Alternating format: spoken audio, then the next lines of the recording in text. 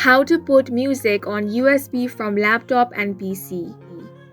Hi guys, welcome to our channel. Let's begin.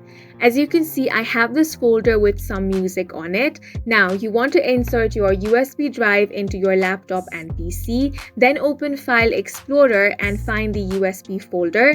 Now if you want to select these songs from this folder, then go ahead and select the songs, then right click and click on the copy option. Now you can click on the paste option here on the USB folder.